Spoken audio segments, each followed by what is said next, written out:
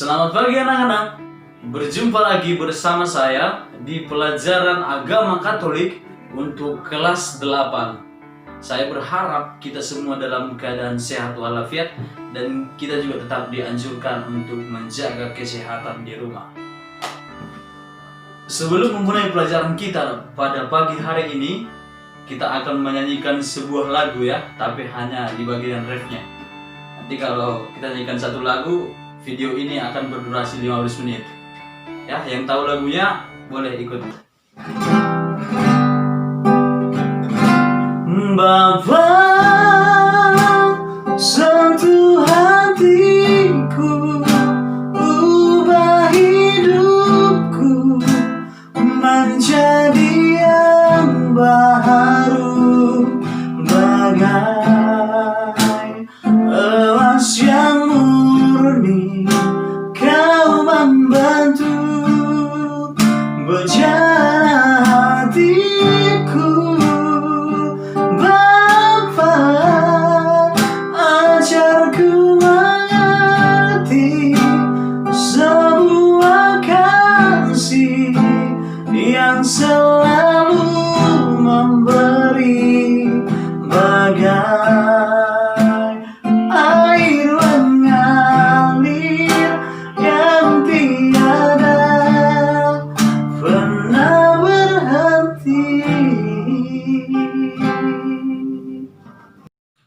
Anak-anak, di video yang sebelumnya kita sudah membahas tentang sengsara dan wafat Yesus sebagai penolakan manusia.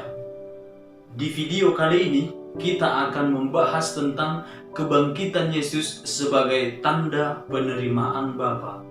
Jika di video sebelumnya kita berbicara tentang sengsara dan wafat, di video ini kita akan berbicara tentang kebangkitan Yesus. Maka untuk memahami materi ini, silahkan simak videonya sampai selesai ya.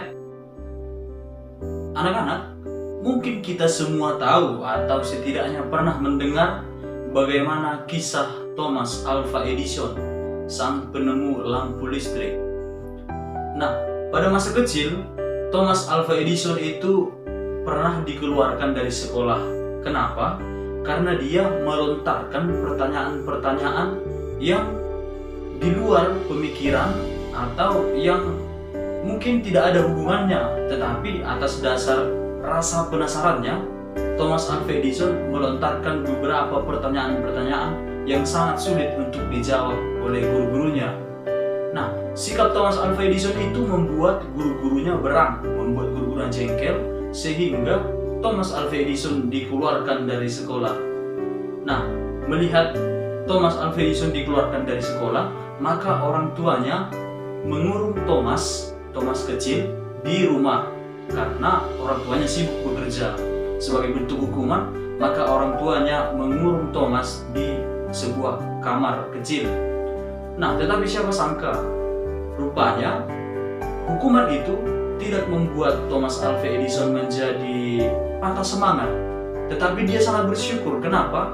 Karena di kamar yang kecil itu dia bisa melakukan banyak hal, dia coba melakukan percobaan-percobaan. Nah, sehingga dia merasa tidak bosan di kamar kecil tersebut. Semenjak peristiwa itu, Thomas Alva Edison mulai gemar menyendiri dan gemar melakukan percobaan-percobaan di sebuah ruangannya. Nah, bukan hanya 1 kali, 2 kali, atau 3 kali kegagalan dia alami, tetapi Thomas Alva Edison mengalami berbagai atau beratus-ratus masalah atau kegagalan dalam melakukan percobaannya.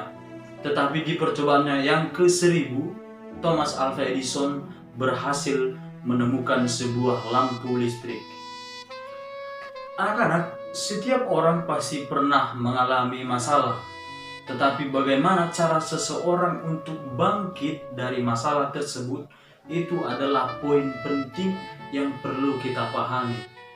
Pada hari ini kita akan membahas tentang kebangkitan Yesus. Kebangkitan Yesus memiliki makna ganda. Kenapa disebut makna ganda? Karena kebangkitan Yesus menjadi suatu peralihan dari kematian kepada kehidupan kekal. Selain itu, untuk kita juga, kebangkitan Yesus itu memiliki makna menunjukkan kepada kita bahwa Yesus mampu mengalahkan maut, mengalahkan kematian. Maka kita juga dituntut untuk mampu bangkit, mampu mengalahkan segala ketakutan, segala kekhawatiran, dan segala kemalasan, dan lain sebagainya. Kisah kebangkitan Yesus bisa kita lihat dalam Injil Markus bab 16 ayat 1 sampai dengan 18. Di sana diceritakan bagaimana proses atau bagaimana cerita Yesus bangkit dari kematian. Nah, anak-anak, kebangkitan Yesus menjadi suatu tanda bahwa Allah berkuasa atas maut, berkuasa atas kematian. Selain itu juga, kebangkitan Yesus menjadi suatu tanda penerimaan Allah akan ketaatan Yesus. Nah, sebagaimana Yesus sengsara dan wafat sebagai konsekuensi dari ketaatannya kepada Bapa, maka demikian pula kebangkitan menjadi suatu tanda bahwa Yesus mau menaati Bapa dan melakukan kehendak Bapa dengan baik. Nah, maka sebagai wujud ketaatan Yesus itu yang telah menanggung sengsara dan wafat, Allah membangkitkan Yesus dari kematian. Kebangkitan Yesus itu menjadi wujud atau menjadi cinta Allah kepada Yesus putranya, karena Allah meninggikan dan memberikan kemuliaan kepada Yesus putranya. Nah, itulah yang sering kita doakan dalam doa aku percaya, atau dalam bahasa Latin itu doa credo, yang artinya aku percaya. Nah, selain itu juga kebangkitan Yesus menjadi suatu tanda bahwa Yesus itu adalah jalan keselamatan, seperti yang dia ungkapkan dalam Yohanes 4 ayat 6. Di sana dikatakan bahwa akulah jalan, kebenaran, dan hidup. Nah, dengan kebangkitan itu, kita percaya bahwa Yesus adalah jalan keselamatan manusia. Nah, oke anak-anak, demikian materi kita pada pagi hari ini. Semoga dengan menonton video ini, kalian semakin mengerti bagaimana kebangkitan Yesus menjadi tanda penerimaan Allah. Sampai jumpa di video berikutnya, dan tetap jaga